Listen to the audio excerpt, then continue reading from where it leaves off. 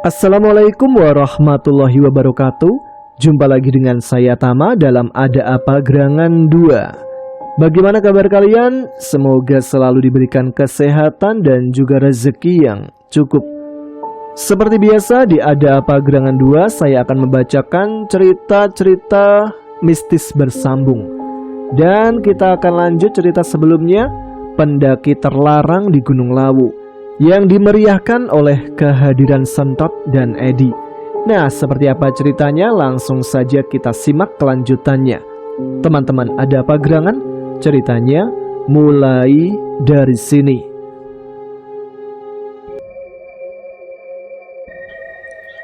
Rama dan teman-temannya memandang ke arah hutan, berharap namun juga diliputi ketakutan. Suara itu semakin mendekat, membuat mereka semua menahan nafas. Dari dalam kegelapan hutan, 3 sosok muncul perlahan. Itu adalah sosok kakek tua, sosok anak kecil, dan sosok pemuda yang tiba-tiba muncul dari semak-semak belukar dari dalam hutan. Kakek itu melangkah dengan tenang, membawa tongkat kayu panjang yang ujungnya bersinar redup, seperti obor kecil yang memancarkan cahaya hangat. Sementara anak kecil yang umurnya sekitaran 7 tahun dengan ekor menghiasi pantatnya berjalan petentang-petenteng dengan keberanian yang ditampilkan. Sementara pemuda yang satunya tampak ragu-ragu untuk melangkah ke depan. Namun kehadiran ketiga sosok itu cukup membuat Ratu Tunjung terlihat kaget. "Kalian lagi?" Wanita itu berbisik penuh kebencian. Kakek tua itu hanya tersenyum tipis, lalu berdiri tegak di hadapan wanita tersebut. Kakek tua itu merupakan perwujudan sosok manusia dari ular tua yang bernama Gondo. "Aku sudah memperingatkanmu untuk tidak melanggar keseimbangan di tempat ini, tapi kau tetap keras kepala." Gondo menatap wanita tersebut dengan sorot mata tajam. Suaranya tenang tapi penuh wibawa. Wanita itu menyeringai, menunjukkan wajah licik penuh tipu daya. "Aku tidak akan melepaskan mereka. Mereka telah menjadi milikku karena mereka telah melanggar batasannya, dan aku berhak atas mereka." Rama yang masih berdiri dengan susah payah menatap wanita itu penuh amarah.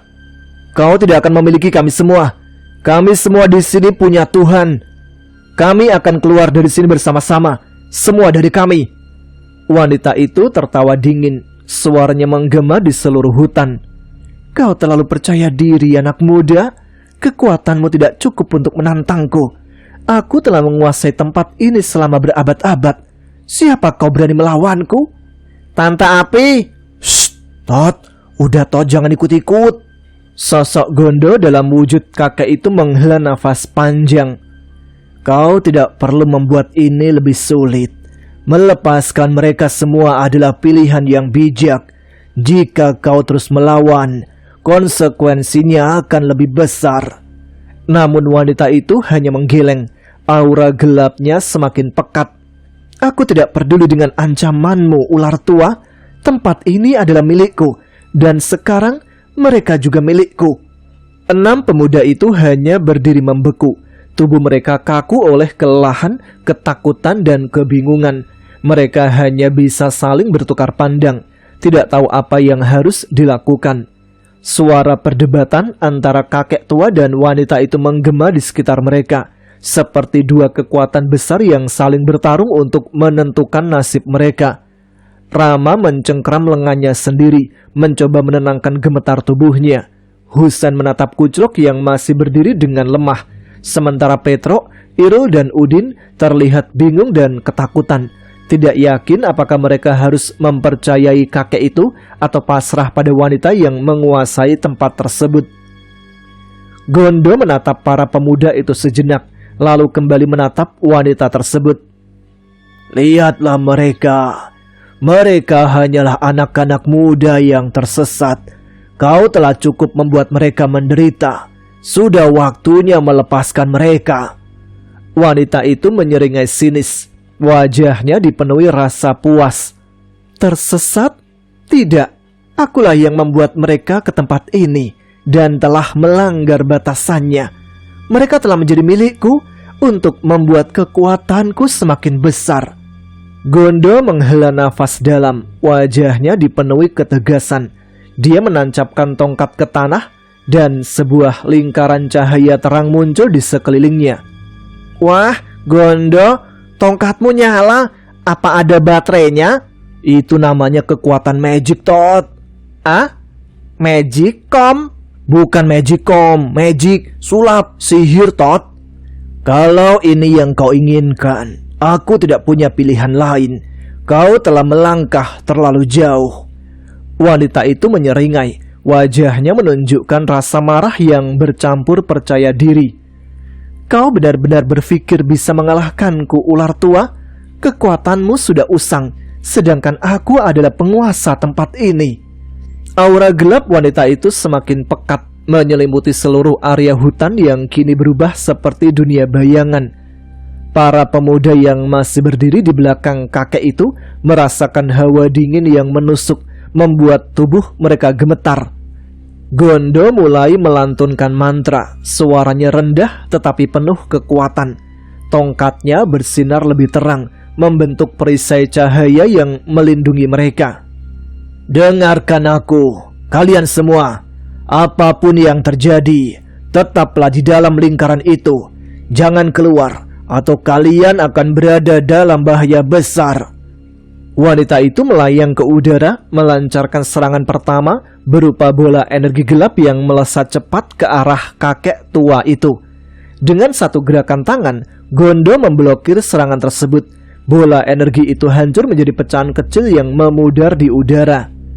Seranganmu tidak cukup untuk melukaiku. Aku telah melindungi tempat ini jauh sebelum kau datang. Wanita itu mendesis, wajahnya penuh kemarahan. Dia meluncurkan serangan bertubi-tubi, menghujani Gondo dengan energi gelap yang menggetarkan tanah di bawah mereka. Gondo tetap berdiri tegak, melindungi dirinya dengan lingkaran cahaya yang semakin besar. Tapi serangan wanita itu mulai memecah perlindungan tersebut sedikit demi sedikit. Di tengah pertarungan yang semakin sengit, tiba-tiba cahaya lembut keemasan memancar dari tengah hutan.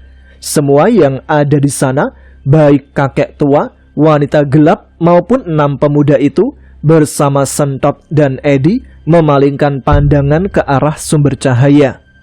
Dari dalam sinar tersebut muncul sosok wanita berparas cantik, mengenakan pakaian tradisional Jawa yang anggun dengan warna putih keemasan kekuningan. Kehadirannya membawa hawa damai yang menenangkan, kontras dengan kegelapan yang melingkupi tempat tersebut. Wanita cantik itu melangkah dengan anggun.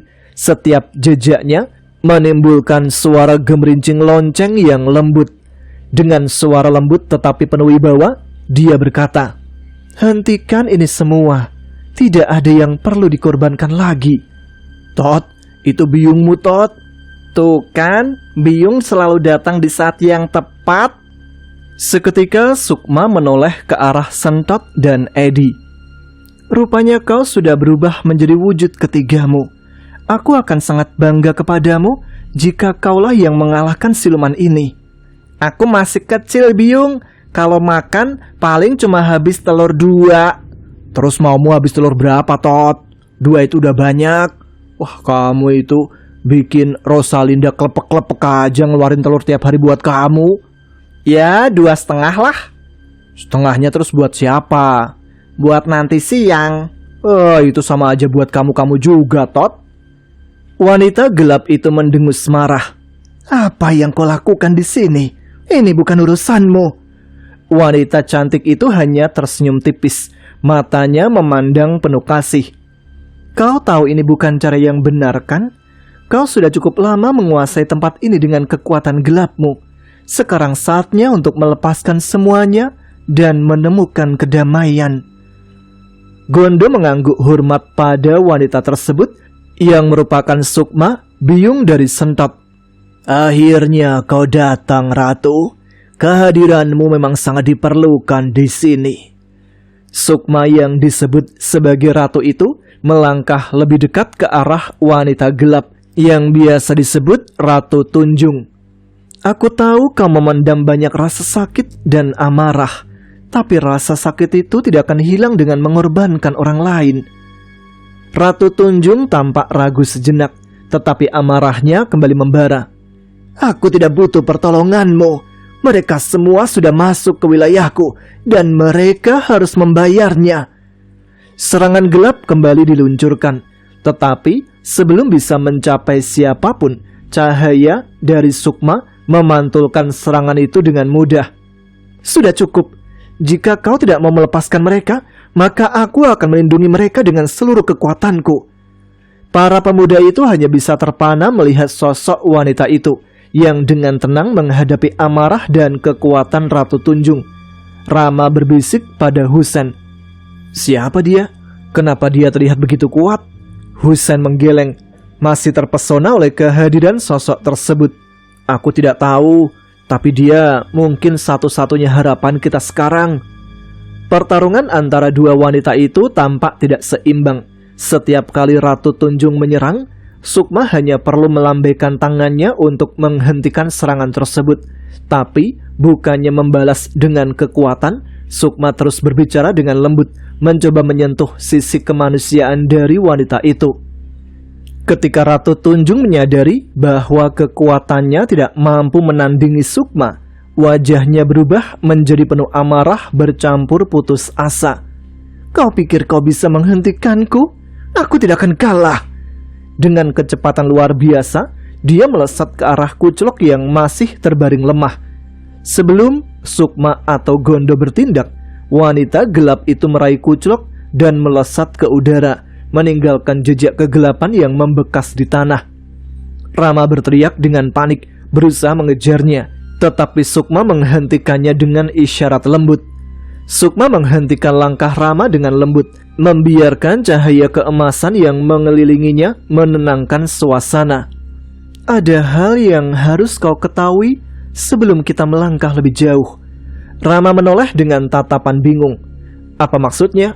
Kita harus menyelamatkan dia. Dia adalah teman kami. Sukma menghela nafas panjang, matanya memancarkan kesedihan. Aku mengerti rasa kehilangan dan pengorbanan kalian. Namun kenyataannya, teman kalian tidak bisa diselamatkan. Semua orang terdiam. Kata-kata Sukma terasa seperti petir yang menyambar. Husen melangkah maju, wajahnya penuh emosi. Apa maksudmu? Tidak bisa diselamatkan. Kami sudah sejauh ini bertarung melawan semuanya. Tidak mungkin kami menyerah sekarang. Sukma menggeleng perlahan. Bukan karena aku tidak ingin membantunya, tetapi karena dia telah melanggar aturan suci Gunung Lawu.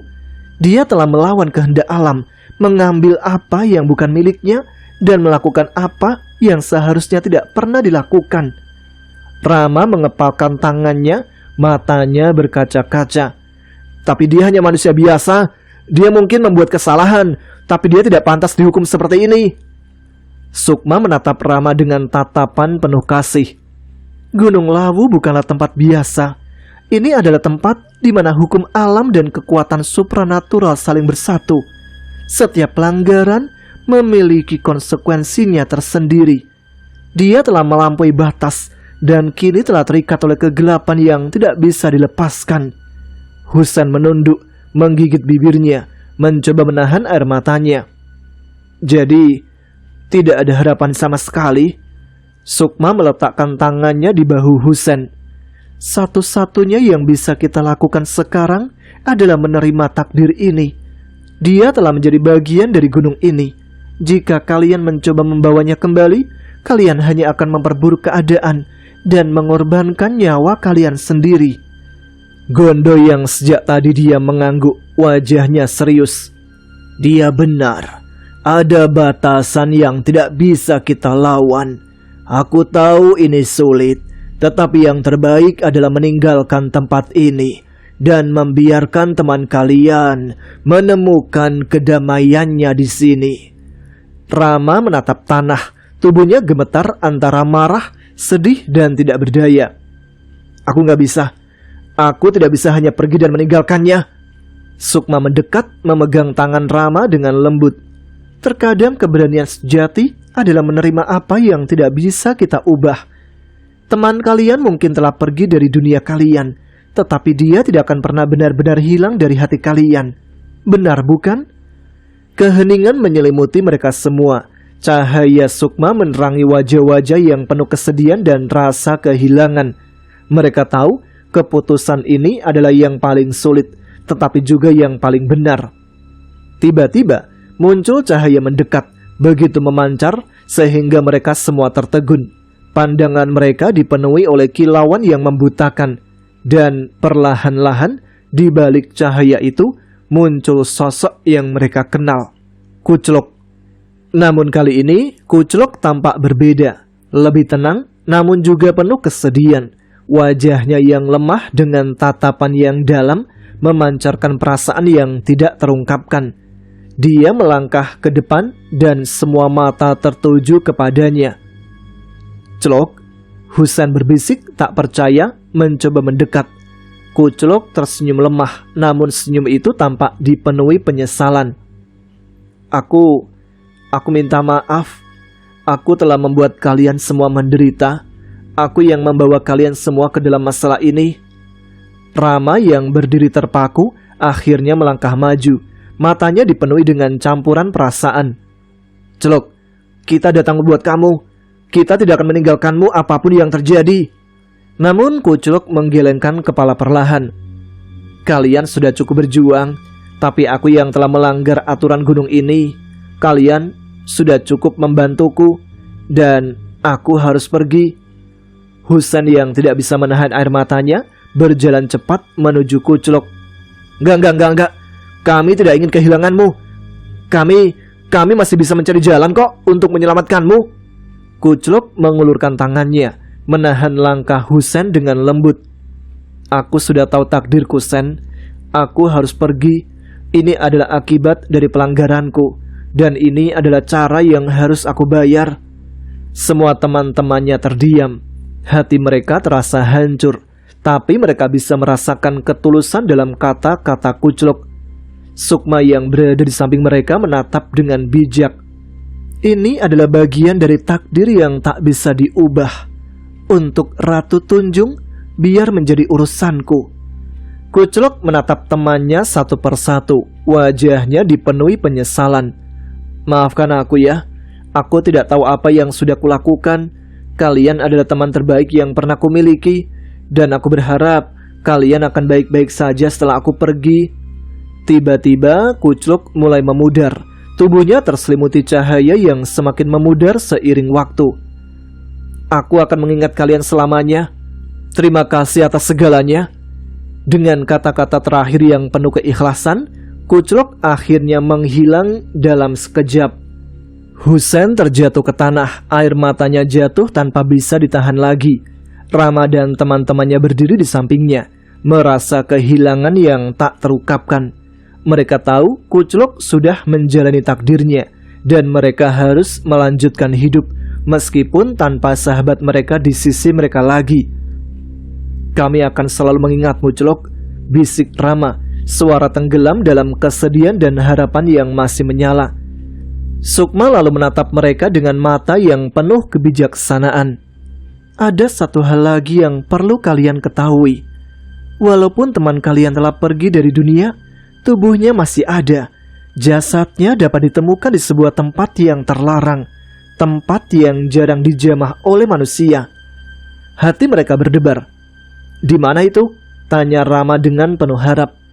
Sukma mengangguk perlahan, menundukkan kepala sejenak. "Jasad teman kalian berada di Pasar Setan, sebuah tempat yang terletak di gunung ini. Itu adalah tempat yang dikelilingi oleh energi gelap, di mana banyak yang tersesat dan tidak kembali." Gondo yang berdiri di samping mereka mendekat mendengar kata-kata itu. "Aku akan mengantar kalian ke sana," katanya dengan suara berat. "Tapi ingat, itu bukan perjalanan yang mudah. Pasar Setan adalah tempat yang penuh dengan bahaya di alam ini, dan banyak yang tak bisa kembali setelah memasuki tempat itu." "Kami siap. Kami akan menemui Kuclok di sana apapun yang terjadi." Sukma menghela nafas panjang, wajahnya memancarkan rasa belas kasihan. Jangan tergesa-gesa dan jangan lupakan pelajaran yang telah kalian pelajari. Tidak ada yang tahu apa yang akan kalian hadapi di pasar setan. Berjalanlah dengan hati yang bersih dan jangan biarkan kegelapan menguasai kalian." Dengan kata-kata itu, Gondo mengangguk dan memimpin jalan bersama Edi dan tentu dengan Sentot, membawa mereka menuju tempat yang begitu misterius dan berbahaya di Gunung Lawu. Meskipun rasa takut menggigit hati mereka, semangat untuk menemukan Raga Kuclok dan membawa tubuhnya pulang lebih kuat dari ketakutan yang ada. "Kita mau kemana lagi, Ed?" "Mau ke pasar setan." "Pasar setan? Di sana menjual setan?" "Namanya aja yang pasar setan. Kamu kan warga asli sini, masa nggak tahu sebutan pasar setan?" "Setahu aku selama aku ikut mama ke pasar, nggak ada tuh pasar yang menjual setan. Ada juga jual onde-onde, jual tiwul, jual telur. Lalu jual apa lagi ya?" "Beda, Tot. Udah, jalan aja. Bikin capek aku." Rama yang berjalan dan mendengar obrolan mereka berdua tampak tidak memberikan ekspresi apa-apa. Hatinya sedang bersedih karena kehilangan teman baiknya. Dengan langkah perlahan, mereka mengikuti Gondo yang memimpin di depan. Kabut tebal mulai menyelimuti jalan setapak yang mereka lalui, dan udara di sekitar terasa semakin dingin. Hutan yang tadinya hanya sunyi, kini mulai dihiasi suara-suara aneh, seperti bisikan yang tak jelas asalnya. "Tetap saling berdekatan," ujar Gondo, suaranya tegas namun lembut. "Pasar setan bukan tempat untuk orang yang ceroboh. Dengarkan perintahku. Jangan ada yang berjalan sendiri atau bicara kepada siapapun yang bukan bagian dari kita." "Aku tidak akan bicara sama kamu, Ed." "Bukan gitu maksudnya."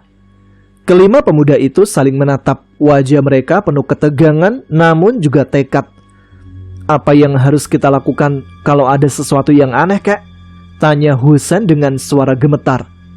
"Jangan hiraukan apapun yang kalian lihat atau dengar," jawab Gondo sambil terus berjalan. "Semua itu hanyalah rintangan. Kalian hanya perlu fokus pada tujuan kita, mencari jasad teman kalian dan segera pergi dari sana." Perjalanan mereka semakin menegangkan ketika suara-suara langkah lain mulai terdengar di sekitar mereka, meskipun tidak ada siapapun selain mereka di sana. Pohon-pohon besar di sekitar tampak seperti bayangan hitam yang menjulang, dan setiap hembusan angin terasa seperti bisikan makhluk tak kasat mata. "Aku tidak suka ini," bisik Sentot. Matanya terus berkeliling dengan gelisah. "Kenapa emangnya, Tot?" "Kita kayak sedang diawasan." "Diawasi kali."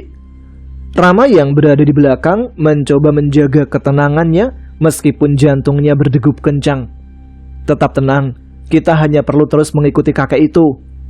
Setelah berjalan cukup jauh, mereka tiba di sebuah dataran terbuka yang aneh. Tanahnya penuh dengan rumput liar, dan kabut di tempat itu begitu tebal sehingga jarak pandang mereka sangat terbatas. Di tengah-tengah tempat itu, samar-samar terlihat bayangan seperti pasar kecil dengan lapak-lapak kosong yang usang.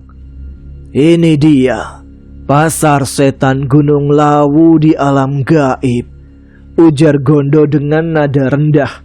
Suasana semakin mencekam. Ada sesuatu yang terasa sangat aneh di tempat itu. Suara-suara yang tidak jelas asalnya mulai terdengar lebih keras, seperti tawa, tangisan, dan bisikan-bisikan yang menggema dari segala arah. "Jangan berhenti berjalan. Jasad teman kalian ada di semak belukar di ujung pasar ini. Kita harus segera menemukannya sebelum waktunya habis." Dengan tekad yang semakin kuat, mereka semua mengikuti langkah Gondo, menahan rasa takut yang mencengkram hati mereka. Di balik rasa gentar yang mereka rasakan, mereka tahu bahwa ini adalah kesempatan terakhir mereka untuk membawa pulang Kucluk. Mereka melangkah perlahan melintasi pasar setan dengan tatapan waspada pada setiap sudut. Suara-suara aneh seperti tawa dan tangisan terus terdengar, membuat bulu kuduk mereka meremang. Kok sepi, Ed? Apa sudah tutup ya? Nggak ada yang jualan tuh? Namanya juga pasar setan, Tot. Semua yang di sini itu setan. Termasuk kamu. Bukan, maksudnya yang di sini tuh yang di sekitar.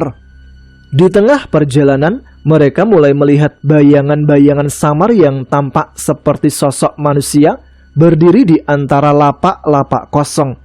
Bayangan itu tak bergerak, hanya menatap mereka. Dan semakin mereka melangkah, semakin banyak bayangan yang muncul. Jangan lihat mereka.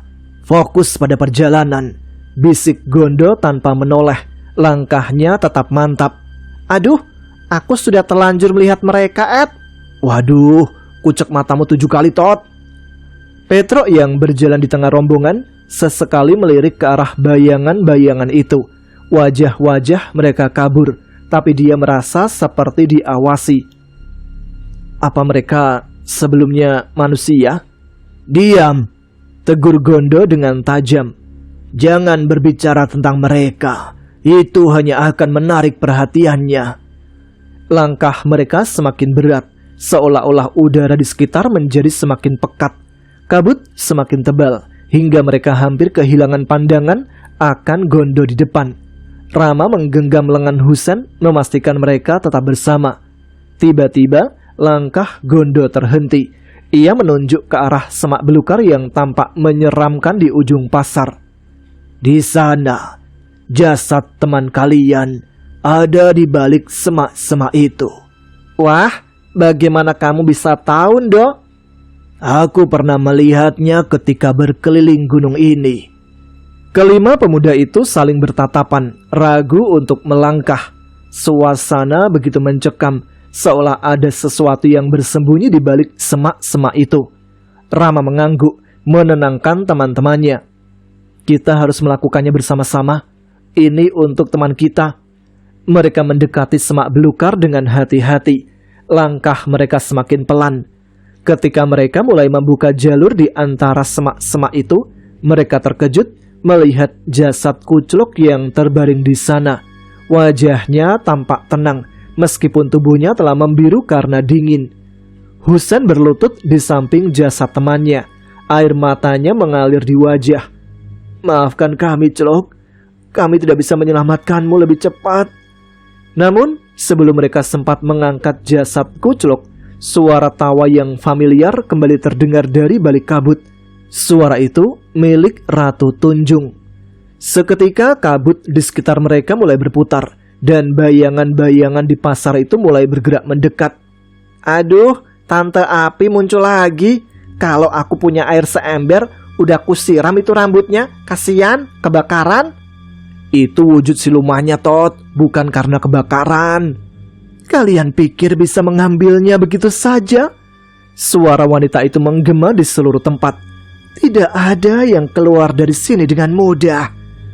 Gondo berdiri di depan mereka, mengangkat tongkatnya tinggi-tinggi. Cepat bawa jasadnya. Aku akan menghalangi mereka selama aku bisa. Dengan ketegangan yang semakin memuncak, Rama dan teman-temannya bekerja sama mengangkat jasad kucluk. Sementara itu, Gondo, Sentot, dan juga Edi berdiri sebagai perisai terakhir menghadapi kekuatan gelap yang berusaha menghentikan mereka. Rama dan teman-temannya bergerak cepat memindahkan jasad kucluk dari semak belukar. Nafas mereka memburu, terhimpit ketegangan yang kian memuncak. Irul dan Petro memimpin di depan, membuka jalur di antara kabut tebal. Sementara Rama dan Husen mengangkat tubuh kucluk dengan hati-hati. Udin berjaga di belakang, sesekali menoleh ke arah 3 sosok yang menghadapi wanita itu. Cepat pergi, teriak sang kakek dengan suara lantang, menggema di seluruh pasar setan. Jangan menoleh ke belakang apapun yang terjadi. Kenapa kamu ngomong begitu, Tot? Biar kayak di film-film, Ed. Biar keren. Nggak penting banget. Ram, apa anak kecil dan pemuda itu juga siluman? Tanya Husen kepada Rama. Aku tidak tahu. Yang pasti, aku berterima kasih sama mereka karena telah membantu kita. Wanita gelap itu tertawa keras. Suara seramnya memantul di sekeliling. Kau pikir mereka bisa lari dariku, orang tua? Dengan gerakan cepat, ia melesat ke arah mereka. Namun, Gondo mengangkat tongkatnya, menciptakan perisai energi yang membendung serangan tersebut. Ratu Tunjung memekik marah, tapi tidak menyerah. Ia terus menyerang, membuat cahaya perisai itu bergetar hebat. Sementara itu, Rama dan teman-temannya berlari secepat mungkin. Nafas mereka terengah-engah. Jalan di depan mereka terasa semakin panjang dan kabur. Seolah-olah mereka tidak pernah bergerak dari tempat semula. "Kita nggak bisa keluar dari sini," teriak Udin panik. "Tempat ini seperti labirin." Rama mencoba menenangkan mereka, meski dirinya juga dipenuhi keraguan. "Tetap bersama, jangan terpisah. Kita harus percaya pada kakek itu." Namun langkah mereka terhenti ketika bayangan-bayangan dari pasar itu mulai mengepung mereka, membentuk lingkaran yang semakin kecil. Wajah-wajah kosong itu menatap mereka dengan tajam, membuat bulu kuduk mereka meremang. Tiba-tiba, cahaya lembut muncul dari arah kakek tua itu. Cahaya itu semakin membesar, menembus kabut dan mengusir bayangan-bayangan yang mengelilingi mereka. Dalam cahaya itu, suara lembut Sukma terdengar. "Bawa dia ke tempat asalmu. Jangan sia-siakan pengorbanan ini." Cahaya itu menciptakan jalur terang di tengah kegelapan, menunjukkan jalan keluar dari pasar setan. Rama dan teman-temannya segera melangkah dengan cepat, mengikuti jalur tersebut. Mereka tahu waktu mereka hampir habis, dan mereka tidak boleh ragu lagi. Di belakang terdengar suara ledakan energi besar. Ketika mereka menoleh sekilas, mereka melihat sosok kakek tua itu terjatuh, kehabisan tenaga, tapi dengan senyum puas di wajahnya. Sosok anak kecil itu terlihat tegak berdiri memegangi ekornya. Sementara pemuda yang bersamanya saat ini sedang bersembunyi di balik sebuah batu besar. Wanita gelap itu tampak terluka, tapi masih berdiri, berusaha mengejar mereka. "Cepat, jangan berhenti!" teriak Rama memimpin teman-temannya keluar. Oke, kita sambung ceritanya pada episode selanjutnya ya. Terima kasih untuk teman-teman yang sudah menyimak episode kali ini. Terima kasih yang sudah subscribe. Jangan lupa tuliskan komen, tunjukkan eksistensi kalian. Sekarang saya Tama harus pamit. Kita jumpa lagi di episode selanjutnya untuk melanjutkan cerita pendaki terlarang di Gunung Lawu. Tetap semangat, jaga kesehatan. Wassalamualaikum warahmatullahi wabarakatuh.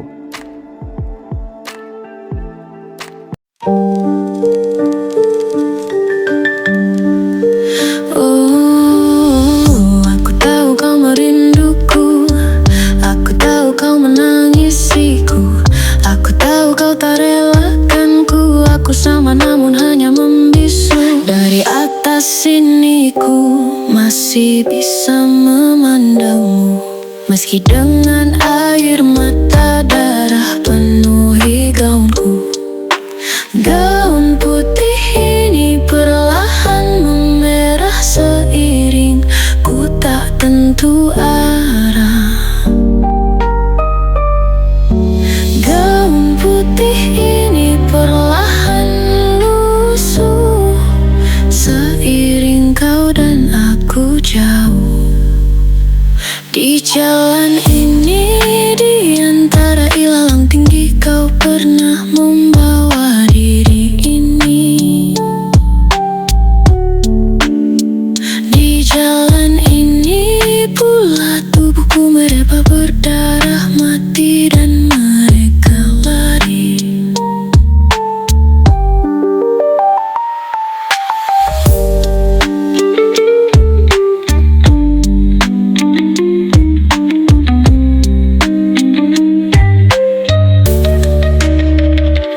Di jalan ini, di antara ilalang tinggi, kau pernah membawa diri ini. Di jalan ini, pula tubuhku mereba berdarah mati dan mereka lari. Di jalan ini, di antara ilalang tinggi, kau pernah membawa diri ini. Di jalan ini, pula tubuhku mereba berdarah mati dan mereka lari. Di jalan ini, di antara ilalang tinggi, kau pernah membawa diri ini. Di jalan